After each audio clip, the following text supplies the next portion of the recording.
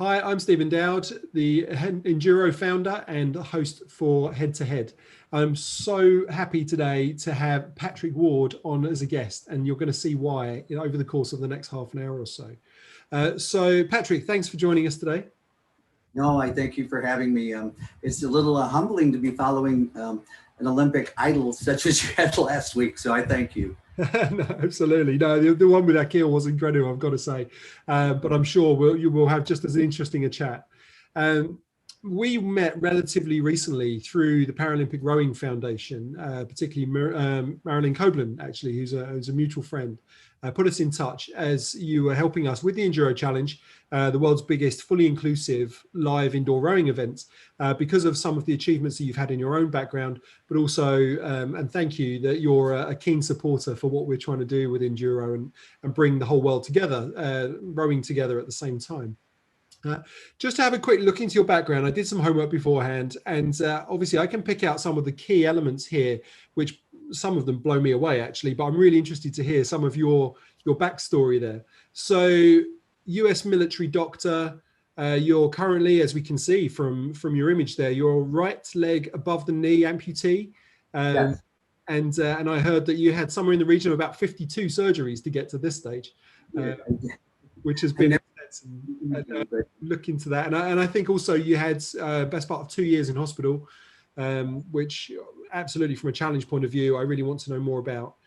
You're an 8 times world record holder, which again blows my mind. It's not good enough to have one, you need 8, which is awesome. So we can look at all of those. And just to name a few of those off the bat, because many of them are in and around the rowing space. You're a PR2 is your classification, and your world records are held in the 1,000 meters, 2,000 meters, 5,000 meters, 6,000 and 10,000 meters, as well as the 1 hour time set and the 21,097 meters, which is just incredible. And you're an Emmy Award winner, which I want to know more about. I don't know anything about that, so I'm looking forward to learning more there too. As you know, with this particular show, we look at challenge, change, and resilience. And as you know, that's something that's dear to my heart, but obviously is something that you've been through time and time again. So very keen to dig into more about Patrick Ward, who you are, and hopefully have an introduction from you as to you can tell us a little more. Well, I'm probably one of the luckiest men you'd ever meet, because I have, I think, 2 lives. I guess, disaster and post-disaster. My life before I was in the military was wonderful. I was born in upstate New York. I worked hard. I played soccer. I had all the good things, but I worked hard to get those good things. I had a good family and very lucky. Joining the military was something I always wanted to, the Navy. It just made sense to me. I knew about it. I did internships with the Navy at Fort Ord in Monterey, California, part of the Navy base, and also in Quantico, Virginia. I wanted to be a doctor. I wanted to be a Navy doctor, and I got my dream. You know, I was working with people I had always wanted to work with and doing what I wanted to do. And then, as you know, life can change in the blink of an eye. One day you wake up and, you know, the life that you had is no longer the life that you have. And you're kind of at a juggling act. You're at a fork in the road. You can take the right or you can take the left. Fortunate for me, I took the road that gave me that second chance, and a lot of good people helped me along the way. Fantastic. Everything that you mentioned on the accomplishments list happened post Navy. It happened after all these surgeries, after the amputation. And I'm proud of them because I had never done any of those things before. And again, I took the right road. I got that second chance, and I started doing things I had wanted to do or never thought about doing, and take new challenges. And that's what it's about. Rowing is my passion. You know, I wanted to be a rower, and you learn through this that the time is now. Don't wait for the perfect opportunity to do the thing you want to do. Do it now. And I'm doing it, and I'm having fun. I love rowing. I'm really interested to hear how we go from upstate New York kid growing up, privileged life kind of scenario, through to where we are today. And I know that a lot of your story happens after the injury. But before we get there, I'm interested to the kind of challenges that you experienced before your injury. So what was it like for you growing up? What were your biggest challenges that you faced in upstate New York? I learned to work hard. I worked in my dad's business in high school. Most everything that I got in life, the things that I wanted, I got, but I worked hard. I wasn't the smartest guy in the class. I wasn't the most athletic, but I worked hard to get those things. Some just fall from the sky for some people. For me, I worked hard for them. And in the end, it helped me a lot. I went to the college I wanted to go to. I did the things I wanted to do. There's no point where I said, I wish I had done that, or if I worked harder, because that wasn't the case. If it was something I wanted, I worked hard to get it. And my dad made sure I was the youngest. I was the only one that worked in high school. It worked for him. But it made sense, and it helped me later in life, that's for sure. And you went from that to obviously a military career. Was that early on, or how quickly did you get into a military? I went from my undergraduate school to get my master's and doctorate. Then I joined the military, which the order of that my father swore would have put him in a grave early, because he said, why didn't you come up with this idea when they would have paid for it? But he didn't fall for it. Oh, Dad, it's a calling now. And he's like, yeah. But when I was doing internships and rotations, like the places I told you about around the country for the military, it was right. I knew right away it was right, and it felt good. And when something's a fit for you, it did, and I couldn't have been happier. Yeah, of course. And so during your time as a doctor, I'm assuming it's a medical doctor that you're. Right. Yeah. So as a medical doctor in the Navy, obviously you would have seen a lot of people going through injury and through changes, massive challenges in their own life. How did you respond to their challenges? Well, I was an eye doctor, but when you're in the Navy, whatever doctor you are, you do other things, collateral duties. And I got to work with, I was at Fort Ord, Monterey, like I said. I was also at Quantico, Virginia. And those are Marines that are going right into the tough battle areas or the tough fields of operation. And I learned a lot from them. I learned to stand strong to them, because they're overpowering, they're overwhelming. And, they want one thing, and they want it to be their way. And I learned early that you have to stand your ground. I knew what was right. They needed, me to sign off on them. So, you learn to work with people that are stronger in many areas than you are. And so you learn to rise to their level, or at least meet them on their level. The military, you get exposure to everything, like from, the far off base, which is huge, to the small satellite clinics, which are very small in very small towns. So you've got to be very flexible. And that's one thing that the military is about, that you have to drop into a situation and hit the ground running. And that was good. It was a good lesson for me. Interesting. Yeah, I've always found with military personnel that it's not just military, but I think it's a great training ground for learning the tools before you get to the problem, so that when you are in the problem, you know where to go. You have that muscle memory almost. Well, the military is known for, when you go into the service, a lot of time, a lot of money and energy is put into training you so you can adapt to these different circumstances and situations. As an officer, going in as an officer, you had a skill you were bringing in there. And, so it was, you were bringing something, and then you entered a new world of everything. So it wasn't just, eye doctor, it was, all the collateral duties and things like deployments, like going on a ship, like meeting people that their motivation for where they are is completely different than yours, but you work together. Yeah, it's the Navy always felt like family, and still to this day it does. Okay, interesting. And then obviously during your military career, without getting into the absolute kind of gory details, your injury occurred. What was the scenario there? When it happened, you always think one surgery is going to take care of it. And this is a problem that's going to be self-contained, and one leads to another. No matter how serious it is up front, you always think, I'm strong. I've always been able to accomplish things. My body has always responded and done me well. Well, for me, it was a lesson, because it was one after one after one. After a series of that many surgeries, and the body was not meant to go through that. You find a a certain, your core strength, you find out who you are, really. The military was there for me. People were there for me. You know, and at times I learned that I wasn't there for me, but I came back. And so it was a learning lesson. I, you know, had metal in so many parts of my body, and I still do. That was even before the leg was removed. And it reminded me how lucky we are to be alive, how wonderful medicine is. Now, I had seen the other side of it. I was a better doctor than I was a patient, I admit. But I wouldn't be where I am today if people didn't have faith and say, okay, you know, they saw something in me worth saving, even if I didn't. But no, it was good. And because of everything they did for me, I was able to pull myself up and out, but took a lot of work. Yeah, of course. So what you're alluding to there, correct me if I'm wrong, is the mental challenges, not necessarily just the physical ones, but getting yourself mentally prepared and dealing with your injury at that point. What was the thing that made you pull yourself out of that kind of funk when you're in the lowest lows? How do you move forwards from there? I got my strength from, normally I'd always get it from within. And I always knew that I could take care of myself and I would be there and I could get through anything.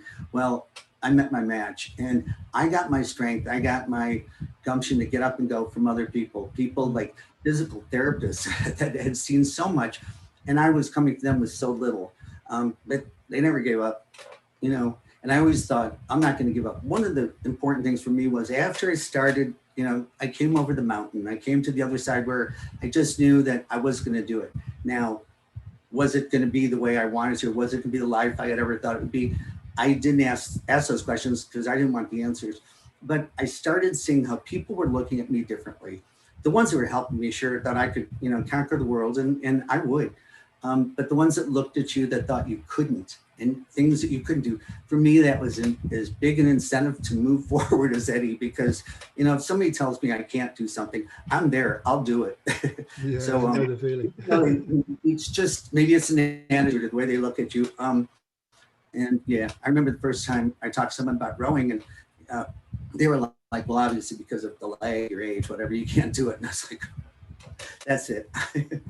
So I was lucky. I was lucky that somewhere inside me, once I got, you know, with the help of people, I think one of the strongest memories I'll ever have is after the amputation, and it was at a government facility, VA, and, you know, they did great. And, you know, the doctors were great. And they said, you know, no matter where you have the surgery, we'll be there for you. You know, that's a wonderful thing, because civilian medicine, you hear pluses and minuses, but they were there, and they're like, and it's not like you're ever going to have to worry where your next leg is coming from. And I remember thinking, how many will I need? But the day that the first time I got out of bed and was walking, there's like a nurse, there's another nurse walking with me with poles and all that, and behind me, and, you know, I walked up to the nurse's station, and just as I got there, one of the nurses was walking out of the room, and she put her paper down and she started clapping. So, yeah.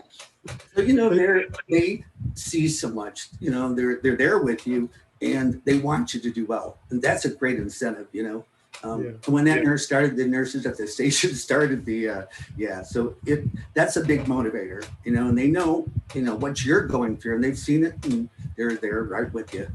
Yeah, I know exactly where you're coming from. Having others around you that have seen it before, when you're in the deepest part of your challenge, can often lend a real hand, right? And I'm sure you probably found, as well as I did, that injury doesn't just happen to you; it happens to everyone around you, right? Your whole family, friend structure, colleagues, everyone is affected by that. Did you find the same? I couldn't even emphasize that enough, and I'm glad you said it, because it is. You don't see it until the weight is really showing on them. And I really appreciated it when I started getting better and I could see my strength coming back, and I was more confident. And a friend said, you know, this is so good, because, you know, we were talking, we don't have to worry about you anymore. I was like, you know, because you don't want the people you love to worry and everything, but also, you know, they want you to do better. So it is a good motivator for you, because I couldn't get through it without them, you know. No, so of course. So you face these deepest, darkest challenges, obviously not just physically, but emotionally and mentally in that way as well. You mentioned there also about the big change that happens with your body. You're not just facing the issue, but now you're a different physicality, you're a different mindset. How did that change for you? What was the shift between what you were versus what you became? You know, it's funny because when, you know, like I said, when you're on the other side of the mountain and you kind of at least pulled it together, so you're ready to face the world. And there's people that knew you back when, and like friends from college. And it's interesting because people have they all have different responses. Some are like, you know, so happy we're there for you. Some are like, you know, it's almost like we don't know how to respond to you. One, you know, some feel that you've changed so much. And I remember saying to people, I'm not changed. I'm the same guy you knew going out drinking with. I'm the same guy. And I'm thinking to myself, I'm not the same guy, you know? But you don't want to lose, you never want to close the door to the past, but also, you know, that you cannot fit into that old role. It's never going to be, you know, you've got to, you know, forge a new place for yourself. And so I did until I accepted that I had to do that you can, you know, you wake up one day and, you know, the life that you had is not there. And so you go forward, you can either make the best of it, because if you're trying to put yourself back in that world, it will never happen. You'll never be successful, and you'll never grow to be what you need to be to get the second chance to do things that, you know, you thought you could never do. You know? Yeah, so, I think a lot of people can take something from that. Actually, I don't think you need to lose a leg or have a spinal cord injury or a major medical event, right? I mean, ultimately, COVID is a great example of that. Yeah, it's taken away some things from people. It's fundamentally changed their direction. But using the old you is not really a North Star, is it? You know, trying to find the real you and the new you is a much better philosophy. Yeah, but I do remember telling people, I'm the same guy, and I'm thinking, I'm not even close to that guy. Not better, not worse, different, you know? Yeah. I had those same conversations, trying to desperately be what I'd lost, and then eventually saying, you know what, let's just change that and move forwards with a new version. And when you do accept that, for me, that is when you can find the you that you liked, the part of you that, you know, that you left behind, that you know, you've got back, it's there. And so you can start to like yourself again. You can start to enjoy the world that's out there. And I remember the surgeon that did the amputation, you know, and I was at the low of lows. And I said, we were in the recovery room, and I said, you know, what am I going to do now? He looks at me, he was like, anything you want. Yeah, interesting. Yeah, good people.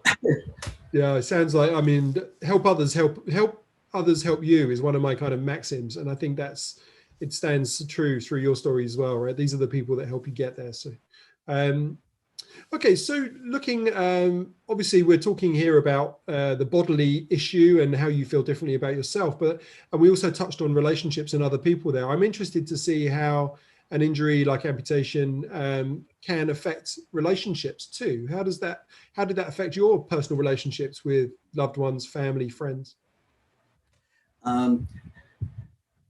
It didn't affect them as much as it affected my relationship with myself, but it did. It affects everything in your life. Now, when you say that, it maybe infers that that's a negative, and it doesn't have to be. But to say it didn't affect it would be a lie, because it does. It affects everything. It affects people you were close friends with and the people you casually knew. It affects when you're out and about, you know, the way people deal with you, the way they look at you. And until you are comfortable with being that person, until you are comfortable with, you know, all the bells and whistles, they're never going to be comfortable with you.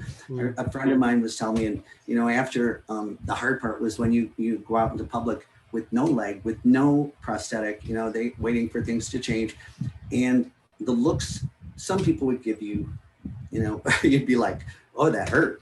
And the looks of some, but people are good. People are genuinely very good, and they want to be supportive. They're just not quite sure. So you've got to give them a comfort zone.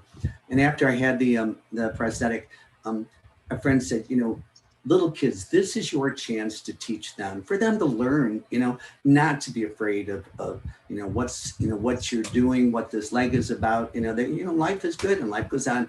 And I take that chance. I mean, I've had little kids say, you know, look, Daddy, it's Bionic Man. And I go right to them, you know, I try to answer their questions. And And I love them. I love kids. I love older people because they've seen so much, nothing's going to throw them. It's the people in the middle that you got to work with and bring them around to, to their comfort zone. And they do. Like I said, people are good. They just sometimes are not certain how to deal with, or they should deal with. I love that concept of giving other people space so that they can be okay. Yeah, that's really good. It's easy, isn't it, to kind of assume that they should just be okay because that's just what it should be. But actually, it's not as easy as that, and that's okay too. Isn't that funny? Because we do assume, or I guess we want to assume that people are going to be comfortable with who you are. Never before did I have to convince people to be friends with me or convince them that I'm approachable. And that's one thing. I've always been a happy guy. I've always, loved each day and gone out there, and I'm sure I had my ups and downs, but nothing like this. So when I learned to start liking myself again, when I learned to just go out there and be yourself, and people will come around, and they do on their own level. Yeah, fabulous. So moving on a little to rowing, obviously, let's talk a little about how you found rowing, when you found rowing. I can see you're wearing your Miami Beach Rowing Club jumper right now, flying the flag, which is great news. Nothing like branding. Absolutely. Yeah, tell me about it. So tell me how you found rowing and when that happened. And this is an example of where you've got to make the opportunity. I've always believed hope is what gives you courage, and opportunity is what gives you hope. And you've got to sometimes, the opportunity for me was there. I didn't take it. And I'm not going to miss anymore, but when I was in high school, I used to sit on the banks of this one reservoir where the rowing team would be practicing, and I wished so much to be part of them. And I had just moved to Colorado for my last year in high school, so it wasn't an option. Then I went to school in St. Louis, where they had a huge rowing club, and it was farther out of the city and the county, and I used to go watch them. But I was a student in the inner city. I didn't drive. Didn't have a car at the time, but I would go out and watch them, and I wanted to be a part of them. Then, when I was in the Navy, I was doing my residency at Bethesda Naval Hospital. I used to go early.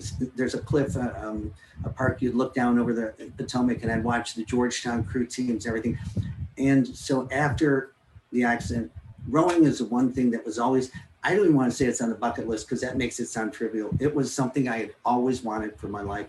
And I thought, you got to make the opportunity. If it's out there, don't trip over it, but, find it. And if you can't find it, make it. I got a call from Miami Beach Rowing Club. The person that leads the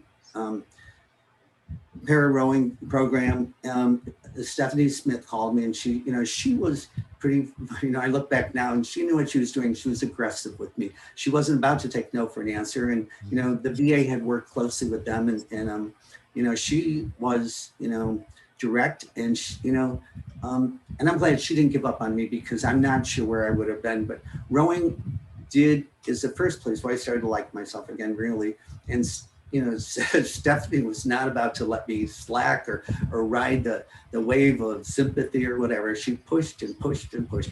And when you get to that point, that she wants you there, then she pushes you farther. And that's how you get a good athlete. That's how you get an elite athlete. So Miami Beach Rowing Club really was kind of like the place where I made the U-turn in life. You start going back up the hill and enjoying life again. And I've done great, but I'm thankful to them. That was my second chance too, Yeah, whenever we've spoken, you often mention, I was given a second chance and I took it. That's kind of my takeaway phrase for Patrick Ward. And I just love that, because I think that's, you clearly live and breathe it. So when you found rowing, how old are you at this point? Well, I was in high school, like I said, when I knew I wanted it. And I started rowing 6 years ago. And I won't tell you how old I am now, but I'm on the wrong side of 60. Yeah. But you know what? It doesn't, of course, I wish I had started it earlier in life, and it was a lesson learned. You find the opportunity, or you make the opportunity. And this was mine, and it was a little bit of both. But I think you can have a talent for something, and we all know talent is wonderful, but if you don't have the passion, talent will only take you so far. I do have the talent, and I do have the passion, and I'm thankful thankful that I had the opportunity to see it within myself and to experience it, and to be out there. I don't see myself sometimes with the leg. I sometimes forget that it's there. When people say things, I'm like, oh yeah. Like when someone said the other day, oh, what's wrong with your leg? And I'm like, oh my God, what? I'm looking. I've scuffed it. What is that? But yeah, so if it's good to have people too that are motivated to help you get as far as you want to go and then further. Yeah, absolutely. So let's talk about how far you've been. Obviously, we listed out a hell of a load of world records at the top of this conversation. Tell us a bit about the ones that you're most proud of. At top of the list is at World Rowing last year, this year at Paris, to be on the international competition page was amazing. It was some of the best rowers from all over the world, and they come from everywhere, and to stand with them, to be part of that, and to do well was it was a landmark for me. It was all the other things building up to that, and the things since then have just been wonderful. But Paris will always be the the wow. We'll always have Paris. Yeah, I didn't want to say this right, but I remember thinking at the time, and I've written it. I like to write, and I said, it was. I looked around. I couldn't believe what I was seeing, and I couldn't believe the whole experience. It was by far the most unbelievable, amazing thing I've ever seen. And when you think about something or you dream about something, it's usually never as good when you get there. This was as good and 10 times more. So, well worth the wait. So. Fantastic. And you did do very well. Obviously, you picked up a number of different achievements whilst you were in Paris. And, when I looked around, and it made me proud too of the rowing community, the rowing family, because there was a place at the table for everyone. I say, because, you had everyone there. And, you're all doing basically, depending on what you're doing, but most are all doing the same 2000. And the German couple had walked up to me, and the wife, her husband didn't speak English. And so she was telling me that he had explained to her, all the different, people that were there and what they were doing. And he said, everybody does the same, the same 2000. But these guys, pointing at me, goes, they do more. Yeah. No, of course. I mean, it's just physically and physiologically, it's a very different style, isn't it, when you're having to row as a para athlete? And I think a lot of people would assume that. But tell us what it feels like to row for you. What does it feel like when you're on the water or on the erg? On the water, and a lot of people say, but on the water, being on the water is my safe place. It's my happy place. It has always been that way since I was, a young kid, spending summers in Canada on the lake. My mom was Canadian. Every summer of my life, I've been around water by choice all my life, whether it was, Washington, D.C., or it was California on the coast, or wherever. Water is the place where I do my best, and I, there's nothing I can't do. And so when rowing came along, and I just, the first time out, I just like, this is right. And this is, this is where I will, reach out and pull out the best me that there is. And it's been that way. It helps you meet the challenge if you're comfortable with, the surrounding, and also it helps you believe in yourself. And to know that, you can do anything if you put your mind to it and you work hard. So water for me has been the rebirth. Fantastic. Are you someone who uses the erg rather than are you someone who uses the erg almost under sufferance, or is the erg a separate entity for you? I'm very glad you asked that question. And I hope every one of my coaches and everyone hears this. Part of the training, I've got to admit, the erg for me at first was like, I remember thinking normal people just don't do this, and I thought, well, how difficult is it? And all the things that other people do. And until I guess it would be like golf, until you get to a point that you're good at it, you're thinking, oh, what am I doing? But the erg was a big challenge. The rowing on the water was in my heart. I knew I could walk on water if I had to, because I knew I can do anything water brings, that I bring to the water. But the erg was a new challenge. And to this day, now I respect it. I can do it, and I'm doing it. And it is equally as important to me as rowing on the water. I said important, I didn't say like. Yeah, but yeah. you can't do one without the other. And it's like, you hear this. The erg is lets you look to where you're going, and rowing on the water lets you look to where you've been. So you've got to put the two together to make the whole picture. But yeah. So I like that. That's poetic. I have full respect for the erg. Yeah, no, of course. So we've spoken a little about challenge and change there. I'm interested in the resilience angle as well. So naturally, you have, we've learned about your backstory. We're learning as to where you're going, and I happen to know that you have a quest for Paralympics. So can you tell us a little about your quest for the Paralympics and then what you're doing to achieve that? Well, it is my mission to represent the United States in the Paralympic Games in Japan. It is something that's within reach, and I am doing everything I can to make sure I grab that. Everything you do can, if you build it towards, a goal, if you focus towards that, it's something, but you can't do it without all the different facets, like the commitment, the experience, the practicing, the groove. I practice, I'm up most days at 4:30 in the morning.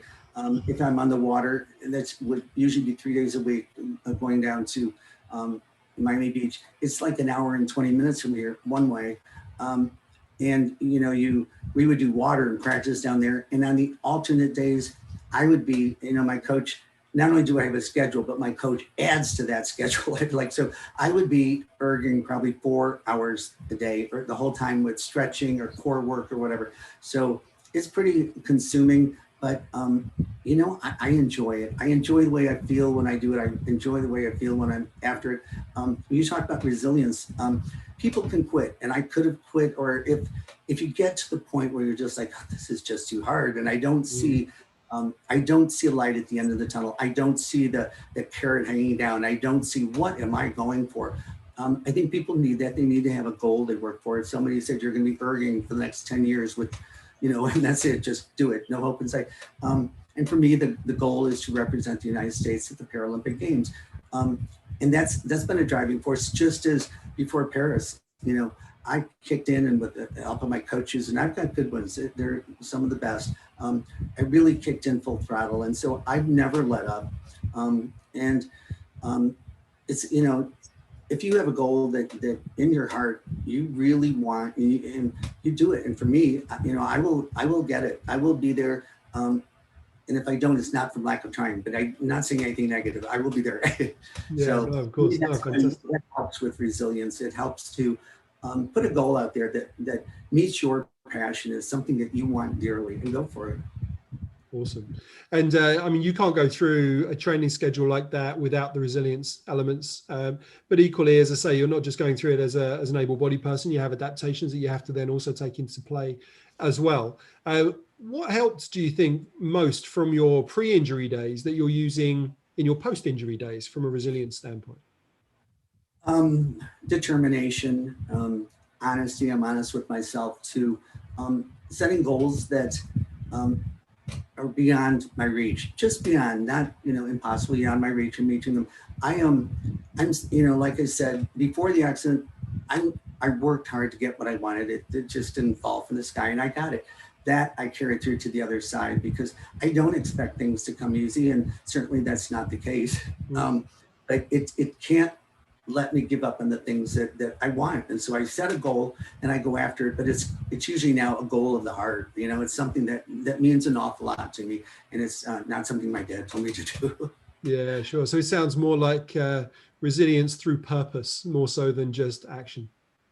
Absolutely. And even in addition to purpose, I guess purpose and passion, it's something that, you feel deeply about, and it's something you deeply want. So the purpose might be to go forward, but if you don't back it with, a desire from the heart, I think that helps you get there. So interesting. And earlier we mentioned as well about kids. I'm a massive believer too that we have an obligation to pass on the skills that we're learning in our own lives to the younger generation, so that they can live their own best lives and pass it on too. What would you pass on to younger generations of rowers, up and coming rowers? I do have to clarify that I've been amazed by about the younger rowers and just the quality and determination, commitment. The first group that I started, getting to know well were, the junior rowers, the girls and the guys, because they would have, they had practice at the boathouse, and you'd see them a lot. And these kids were, not only were they well trained, they were dedicated, and they made me feel, welcome. And, clearly, I would be an interesting person to find there. But it was the young rowers that made me feel welcome, and I've gotten to know their siblings and their parents now, and I am just so impressed with the quality of rowers, but what they're bringing to the field. I do believe that we owe it to this sport. The sport's given a lot to us, and someone like yourself, who you have done so much for this sport. You've reached out to the world, and and it's an amazing thing. I was thinking the other day, whether it takes someone like yourself, it takes a special person. I believe that we should reach out in every way that we can. Now, I've never taken on the world like you have, but I believe that we owe to the rowing family, we owe it to the future of rowing. There's always room for more. And I like to think that every rower has something to teach and something to learn. And that's part of, you never are going to be the perfect rower. You've got to keep learning. You've got to and share your knowledge with other people, and share, your, what things you found work for you. But when you think, every rower has something to teach and something to learn, I think it keeps you humble, but it also is like a reality check. No, I think you're right. I would say that I found the rowing community incredibly receptive globally for Enduro Challenge and bringing people together, so we can have everyone everywhere pulled together at a time where good news is in short supply, frankly. Yeah, this is a great opportunity to come together, and people want to. So I take I take heart in a lot of that. When the world has taken a step back and life has suddenly became virtual, challenges like yourself, like you didn't just say, well, we can't reach out into the world until the world's ready to come back to, spring back to life. But, whatever goes on in life, you can't wait until, wait till whenever it comes before I want to get involved. U.S. Rowing has done so much with their challenges to keep us going, and they kept me going. And,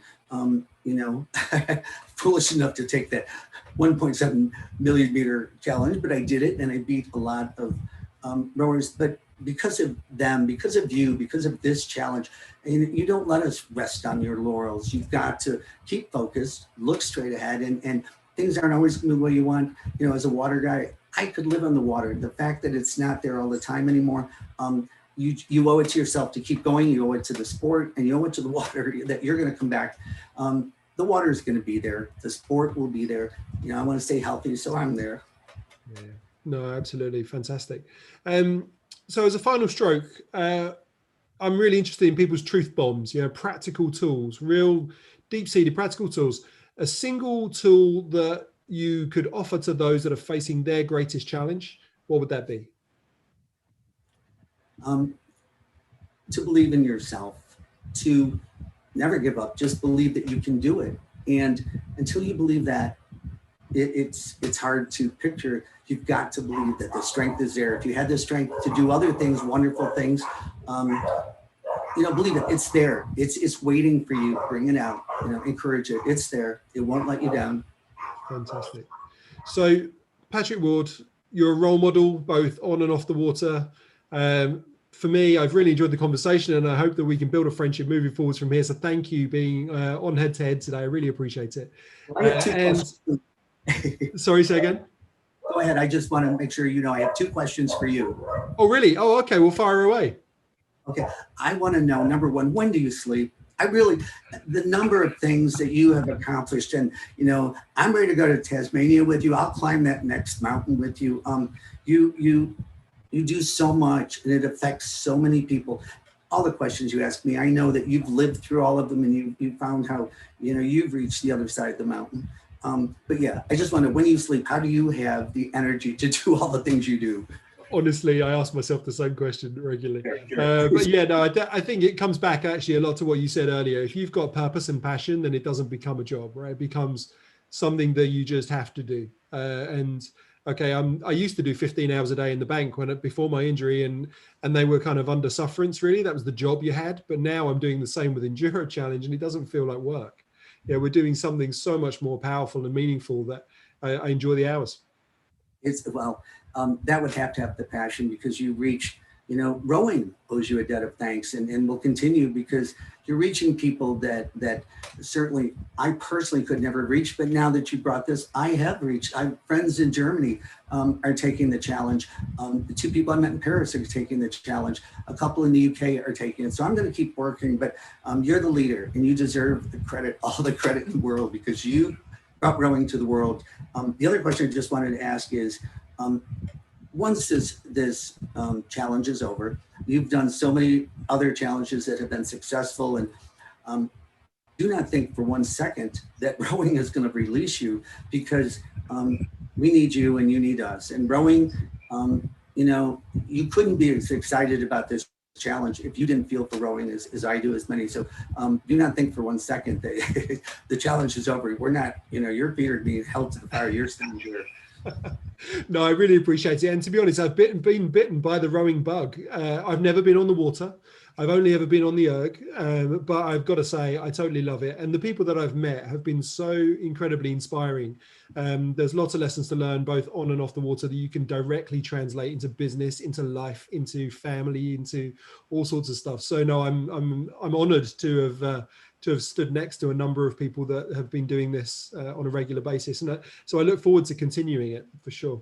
Because whether it's on the erg or on the water, rowers support each other. Nobody is stopping saying, look at this, you'll never do. Rowers are there, they help each other. I was in one competition, and I'm in a fixed seat, so my legs are blacked out. And I have my leg has a computer in it, which is Bluetooth. Well, that day when I was on the water, the Bluetooth decided to act on its own. It was picking up signals from other things. And it was interesting, to say the least. But, nobody screamed foul. The referees were good. They were there with you. They were like, we're going to finish. You're going to finish. And so, I truly say that rowing is a family. And when you're ready to get on the water, you're not, I will be there. I will get you on that water, because I want to see your face. So fantastic. No, I really appreciate it. Fantastic. Thank you very much. Now I look forward to growing the numbers of rowers, growing the diversity of the numbers of those rowers. I think there's still a long way to go in rowing. From my superficial knowledge, in many ways, I see a huge potential, and I think it's underutilized, and we have an obligation to make that happen. So hand in hand, we'll do that, Patrick, and then with the other people that are listening to this as well, and those people that are taking part in Enduro Challenge, we'll come together on the February the 6th, and we'll do something incredible together. So standard time. Absolutely. So thank you so much. If you're listening to this and you haven't yet bought your ticket, get over to EnduroChallenge.com. There you can register and row alongside Patrick and a number of other people around the world at the very same moment in time on February the 6th at 3 p.m. Can they get a t-shirt there? Can they purchase a t-shirt online there? At the website, they absolutely can. We have a merchandising option there, so people can pick a size and a color and grab one of these fine examples for themselves.